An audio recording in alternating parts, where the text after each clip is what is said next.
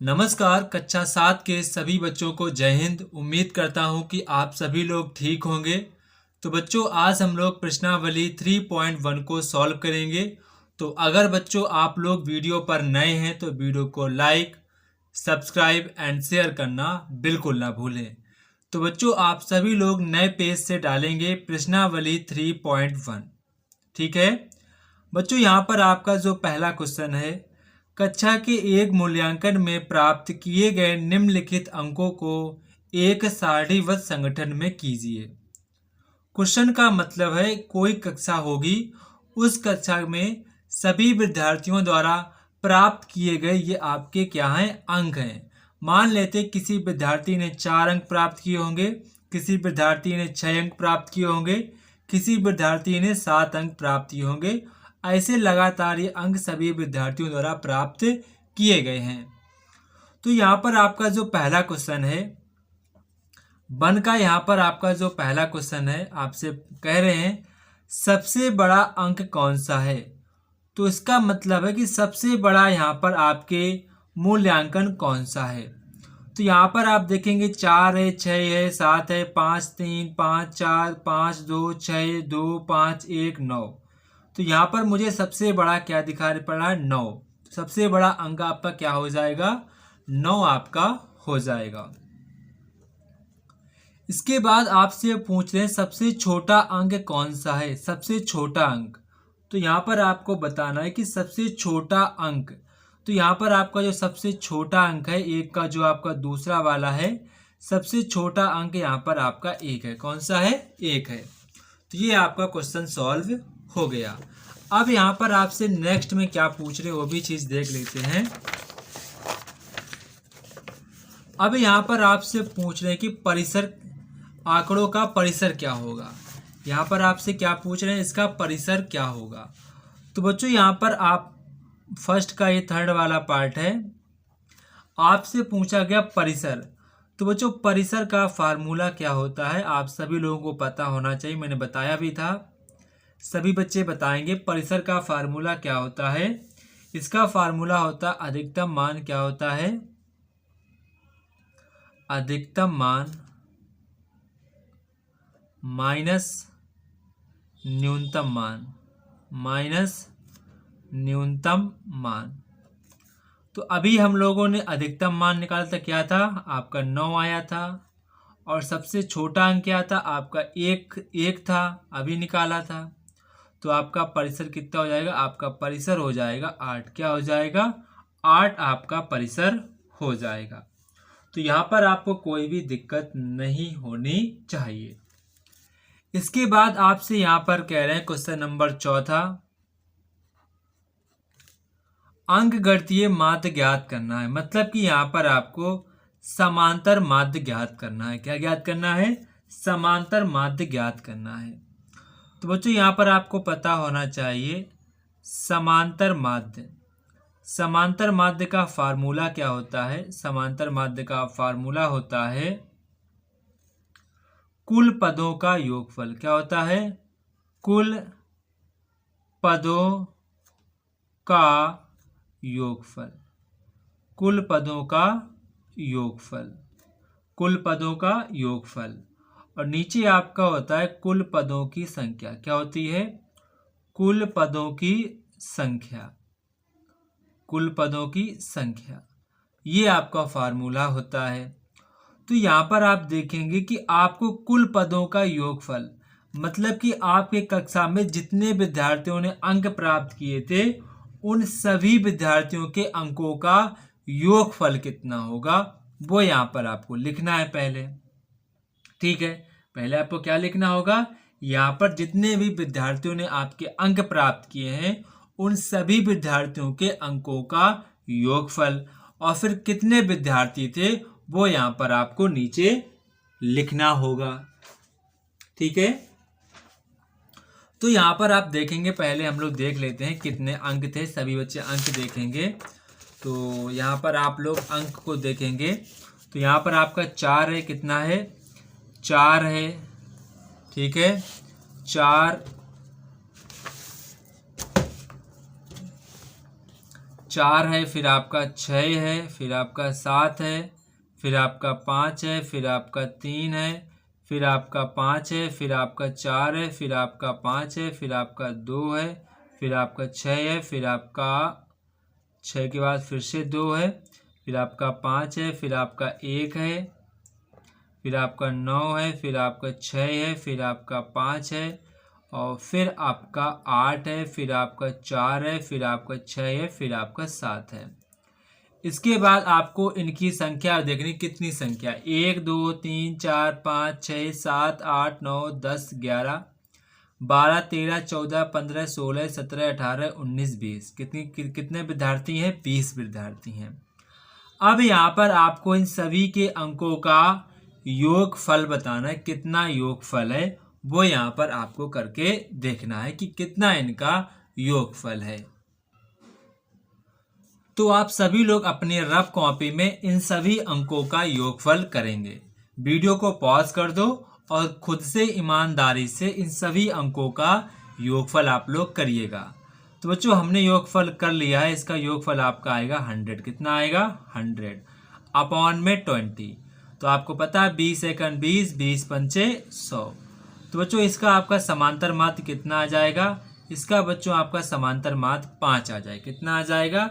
5 आपका समांतर माध्य निकल के यहाँ पर आ जाएगा। ठीक है, तो यहाँ पर बच्चों आप सभी लोग इस क्वेश्चन को नोट कर लेंगे, वीडियो को पॉज करेंगे और क्वेश्चन को नोट करेंगे।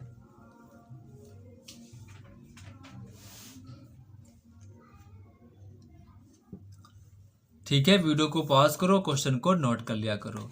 इसके बाद आपका क्वेश्चन नंबर नेक्स्ट यहाँ पर है, क्वेश्चन नंबर 2। प्रथम 5 पूर्ण संख्याओं का माध्य ज्ञात करिए। क्या कह रहे हैं? प्रथम 5 पूर्ण संख्याओं का माध्य मतलब समांतर माध्य ज्ञात करना है। क्वेश्चन नंबर ये आपका 2 है। ठीक है, क्वेश्चन नंबर 2। तो यहाँ पर आपसे कह रहे हैं प्रथम 5 यानी कि पहली 5 पूर्ण संख्याओं का आपको समांतर माध्य ज्ञात करना। क्या ज्ञात करना है? समांतर माध्य यहाँ पर आपको ज्ञात करना है। तो पहले बच्चों आपको पता होना चाहिए, आप ये लिख लेंगे पूर्ण संख्याएं क्या होती हैं। मैं बता भी चुका हूं फिर भी बता रहा हूं। पूर्ण संख्याएं को इंग्लिश में कहते हैं आपका होल नंबर। क्या कहते हैं? Whole numbers. क्या कहते हैं? Whole numbers. अब ये 0 से स्टार्ट होती हैं, 1 0 1 2 3 4 5 6 और कहाँ तक जाती हैं? ये आपकी अनंत तक जाती। कहाँ तक जाती हैं? अनंत तक जाती हैं। ठीक है, अच्छा आप मुझे ये बताओ, अगर मैं आपसे कहूं कि प्रथम 5 पूर्ण संख्याएं, प्रथम 5 पूर्ण संख्याएं कौन कौन सी होंगी? तो आपने कहा भैया पहला तो 0 हो जाएगा, फिर 1 हो जाएगा, फिर 2 हो जाएगा, फिर 3 हो जाएगा, फिर 4 हो जाएगा। ये पहली 5 पूर्ण संख्याएं हो गए। अब आपसे पूछा क्या गया है? समांतर माध्य। क्या पूछा गया है? समांतर माध्य। तो समांतर माध्य का फार्मूला क्या होता है? कुल पदों का योगफल। कुल पदों का योगफल। कुल पदों का योगफल बटे में कुल पदों की संख्या। कुल पदों की संख्या।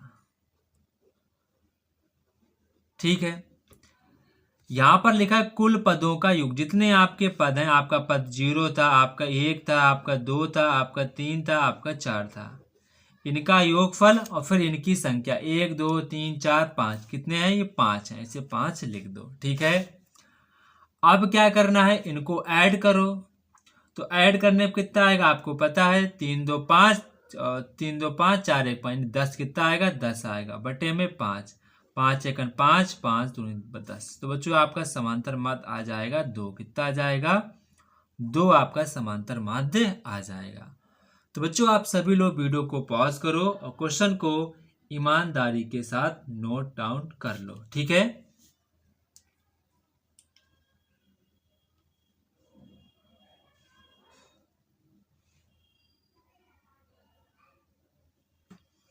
इसके बाद आपका क्वेश्चन नंबर 3 है। यहाँ पर क्वेश्चन नंबर 3 देखेंगे। एक क्रिकेट खिलाड़ी ने 8 पारियों में निम्नलिखित रन बनाए। आप कोई भैया खिलाड़ी होगा, उसने 8 पारियां खेली, उसने पहली पारी में इतने रन बनाए, दूसरी में इतने, तीसरी में इतने, चौथी में इतने, पांचवी में इतने, छठी में इतने, और भैया सातवीं में वो पहली गेंद पे आउट हो गया होगा और आठवीं में उसने 100 रन बना दिए।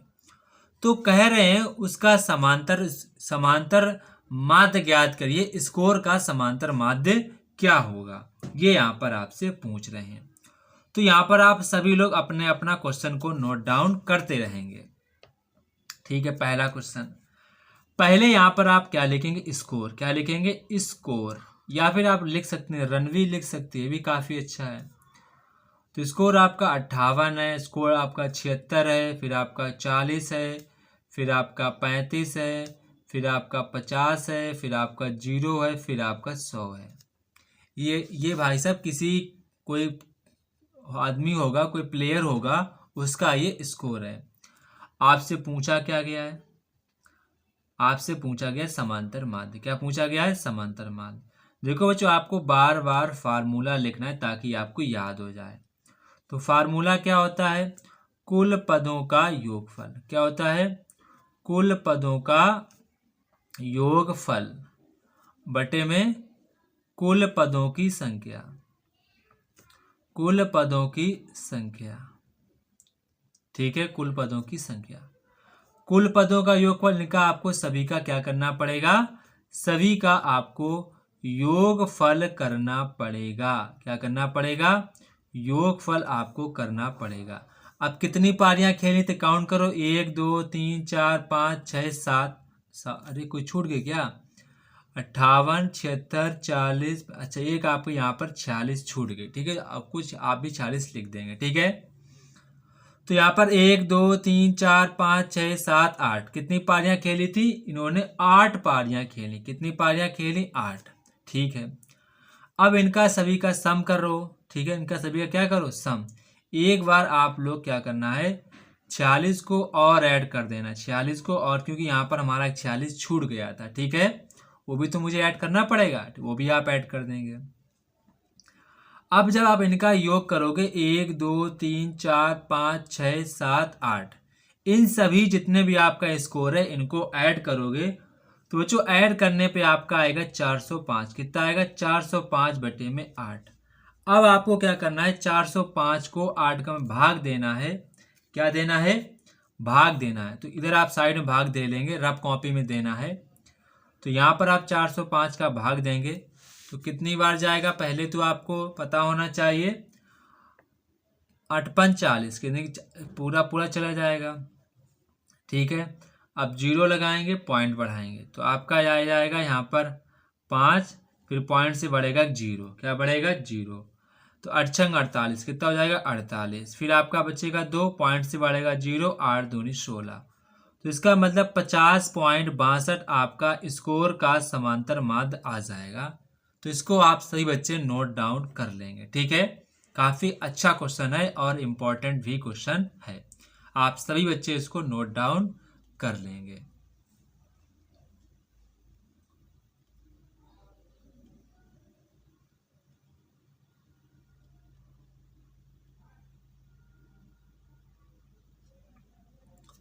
इसके बाद आपका क्वेश्चन नंबर नेक्स्ट है, क्वेश्चन नंबर 4। क्वेश्चन नंबर 4 कह रहे हैं, गणित की एक परीक्षा में विद्यार्थियों के एक समूह में 100 में से इतने इतने अंक प्राप्त किए। भाई साहब, ठीक है, कुछ विद्यार्थी होंगे कक्षा में, मान लेते कि आप ही की कक्षा है, ये विद्यार्थी है सभी सभी, ये आप हैं, ये आपका फ्रेंड है और ये आपकी कोई मेल फ्रेंड है। ठीक है, मेल फ्रेंड भी है।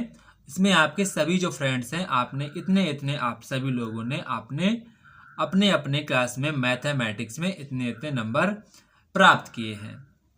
तो किसी बच्चे ने 85 प्राप्त किए, किसी बच्चे ने 76 प्राप्त किए, किसी ने 90, किसी ने 85, किसी ने 39, 48, 56, 95, 81 और 75 अंक प्राप्त किए हैं। ठीक है, तो यहाँ पर सबसे पहले आप लोग क्या लिखेंगे, क्वेश्चन नंबर 4 है, सबसे पहले आप लोग लिखेंगे अंक। क्या लिखेंगे, अंक। ठीक है, आप पूरा क्वेश्चन नोट नहीं करेंगे, अंक क्या लिखेंगे, अंक।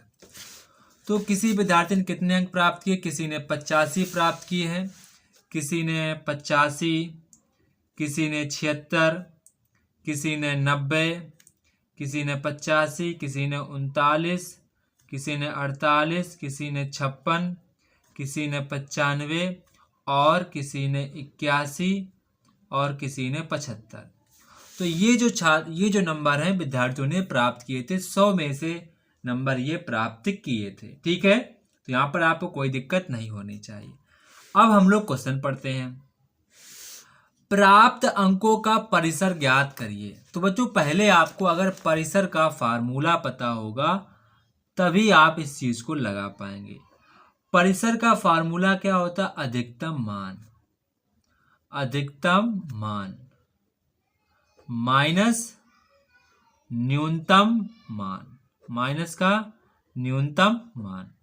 तो अंकों को देखकर बताओ सबसे अधिकतम मान कौन सा है। तो आपने कहा सर सबसे अधिकतम मान जो यहां पर हमारा है वो कितना है? 95। तो क्या लिख देंगे? 95 लिख देंगे, माइनस साइन लगाएंगे। फिर कह रहा है न्यूनतम मान, तो सबसे न्यूनतम मान यहां पर कौन सा है? तो आपने कहा सर 39। कितना है? 13। अब बस माइनस कर दो, तो माइनस करने पर कितना आएगा? 56। तो ये आपका आंसर आ जाएगा।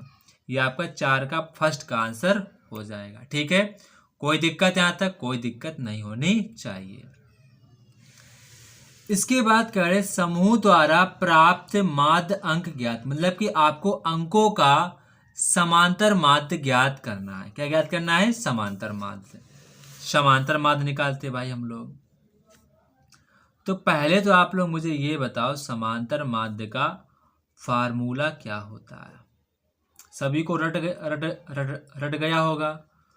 कुल पदों का योगफल, कुल पदों का योगफल, कुल पदों का योगफल बटे में कुल पदों की संख्या, कुल पदों की संख्या, कुल पदों की संख्या।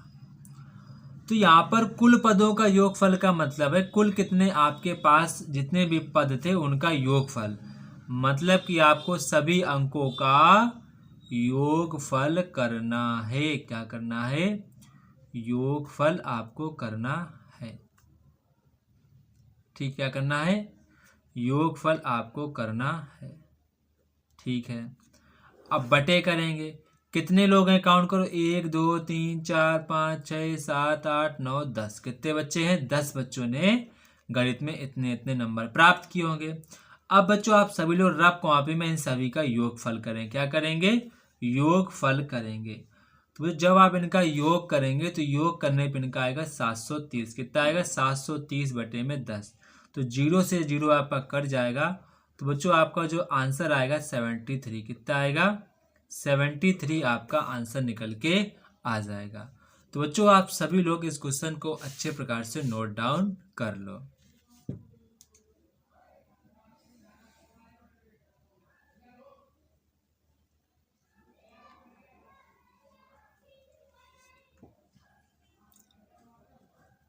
इसके बाद आपका क्वेश्चन नंबर है 5। कौन सा है? क्वेश्चन नंबर है 5। काफी इंपॉर्टेंट क्वेश्चन है। ठीक है, क्वेश्चन नंबर 5 कह रहे कि 6 क्रमागत वर्षों में एक स्कूल में विद्यार्थियों की संख्या इतनी रही। मान लेते हैं कोई 6 स्कूल रहे होंगे। अब मान लेते हैं कोई कई स्कूल, आपके 6 स्कूल हैं। कितने? 6 स्कूल हैं। तो पहले स्कूल में इतने बच्चे हैं, दूसरे स्कूल में इतने बच्चे हैं, तीसरे स्कूल में इतने बच्चे हैं, चौथे स्कूल में इतने बच्चे हैं, पांचवें स्कूल में इतने बच्चे हैं, छठे स्कूल में इतने बच्चे हैं। तो कह रहे हैं कि इस समय काल में विद्यार्थियों की माध्य बताना, समांतर माध्य बताना। क्या बताना है? समांतर माध्य आपको बताना है।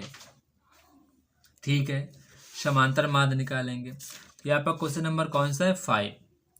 तो आप क्वेश्चन नंबर 5 डालेंगे। यहाँ पर लिखेंगे विद्यार्थियों की संख्या। क्या लिखेंगे? विद्यार्थियों की संख्या, विद्यार्थियों की संख्या, विद्यार्थियों की संख्या लिखेंगे। ठीक है, तो कितनी कितनी है? 1555 है, 1670 है, 1750 है, 2013 है और 2540 है, 2020 है, 1 2 3 1 2 3 3 6, ठीक है, बिल्कुल 6 हो गए। अब यहाँ पर आपको क्या लिखना है, समांतर माध्य। क्या लिखना है, समांतर माध्य, समांतर माध्य।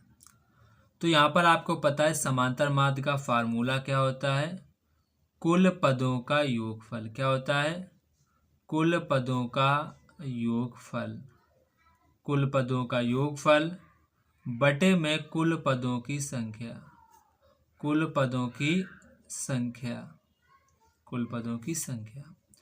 तो कुल पदों का योगफल का मतलब है आपके जितने भी 6 स्कूल थे, 6 स्कूल में जितने भी आपके विद्यार्थी थे, उन सभी विद्यार्थियों की संख्या का आपको क्या चाहिए, योगफल चाहिए। क्या चाहिए, आपको योगफल चाहिए।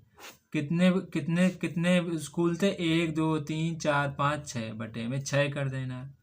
अब बच्चों आप सभी लोग रफ कॉपी में इनका योगफल करेंगे। तो जब आप इनका योगफल करेंगे तो योगफल करने पाएगा 11,548। कितना आएगा, 11,548 बटे में 6। अब जब बच्चों आप 11 से भाग देंगे, सॉरी 6 से भाग देंगे, 6 एकन 6, 6 एकन 6, बचेंगे आपके यहाँ पर 5, तो 6 नम 54, बचेगा 1, 6 दूनी 12, बचेंगे 2, 6 चौक 24, बचेंगे 4, तो 0, छतरंग 36, छतरंग 36। तो ये आपका समांतर माध्य निकल के आ जाएगा।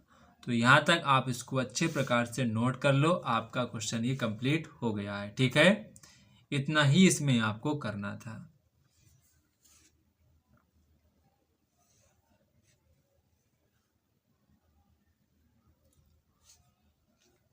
इसके बाद आपका क्वेश्चन नंबर 6 यहाँ पर देखेंगे, आप लोग नोट करेंगे, वीडियो को पॉज किया करो, फिर नोट डाउन कर लिया करो। इसके बाद आपका क्वेश्चन नंबर 6 है, यहाँ पर है, एक कक्षा में 10 छात्रों की ऊंचाई आपको निम्नवत दी गई है। ठीक है, 10 छात्रों की क्या दी गई, ऊंचाई दी गई है। तो यहाँ पर आप क्वेश्चन नंबर 6 नोट डाउन करेंगे। ठीक है, ऊंचाई आपको दी गई है, यहाँ पर आप लिख देंगे हाइट। क्या लिखेंगे, हाइट बराबर हाइट डैश करेंगे। आपको 135 दी गई है, 150 दी गई है, 139 दी गई है, 120 दी गई है, 151 दी गई है, 132 दी गई है, 146 दी गई है, 149 दी गई है, और आपको 141 दी गई है। यहाँ तक आपको हाइट दी गई है। पहला आपसे क्वेश्चन पूछ रहे परिसर बताओ। क्या पूछ रहे हैं, परिसर। तो परिसर का तो फार्मूला याद हो गया होगा, अधिकतम मान। क्या फार्मूला होता है, अधिकतम मान माइनस के न्यूनतम मान, माइनस के न्यूनतम मान। तो अधिकतम मान कितना है, यहाँ पर आप अधिकतम मान का मतलब है सबसे अधिक ऊंचाई कौन सी है, वो यहाँ पर आपको बतानी है। तो सबसे अधिक ऊंचाई आपकी 151, कौन सी है, 151। और सबसे न्यूनतम ऊंचाई कौन सी है, सबसे न्यूनतम ऊंचाई आपकी है 120, कौन सी है, 120। ठीक है, तो अब जब आप इसको घटाएंगे तो आपका बचेगा 31 बचेगा। ये आपका आंसर हो जाएगा। ठीक है, तो बहुत आसान था। इसके बाद आपका नेक्स्ट है, छात्रों की माध्य, मतलब कि छात्रों की लंबाइयों का माध्य निकालना है, समांतर माध्य निकालना है। देखो ठीक है, निकालना है समांतर माध्य। तो लिख लो आप सभी लोग, समांतर माध्य, समांतर माध्य बराबर फार्मूला क्या होता है, कुल पदों का योगफल, कुल पदों का योगफल, कुल पदों का योगफल बटे में कुल पदों की संख्या, कुल पदों की संख्या। तो यहाँ पर देखेंगे पदों का योगफल, इन सभी ऊंचाइयों का योगफल करेंगे। 135 है, 150 है, ठीक है, 150 है, 139 है, 120 है, 151 है, 132 है, 146 है, 149 है, 141 है। बटे में कितने थे लोग, 10 लोग थे, 1 2 3 4 5 6 7 8 9 10, क्योंकि 10 विद्यार्थी थे। कितने थे, 1 2 3 4 5 6 7 8 9, एक कोई लंबाई छूट गई है, यानी कि वो छूट गई है 143। कौन छूट गई? 143 आपकी छूट गई थी, वो यहाँ पर आप लोग लिखेंगे 143। 143 कितने लोग थे? 10 लोग थे। अब क्या करेंगे, जब आप इनको लंबाइयों का योगफल करेंगे तो आपका निकल के आएगा 1406। कितना निकल के आएगा? 1406 बटे में 10। अब यहाँ पर आपको क्या करना, भाग, तो आपका एक अंक बाद लग जाएगा पॉइंट, 140.6 मात्रक, पीछे क्या लिखेंगे? मात्रक। ये आपका आंसर निकल के आ जाएगा। ठीक है, ये आपका समांतर माध्य निकल के आ जाएगा। ठीक है, यहाँ तक कोई दिक्कत? पहले आप लोग यहाँ तक नोट करो, फिर आपका क्वेश्चन एक और बचता है। यहाँ तक सभी बच्चे वीडियो को पॉज करो और नोट कर लो।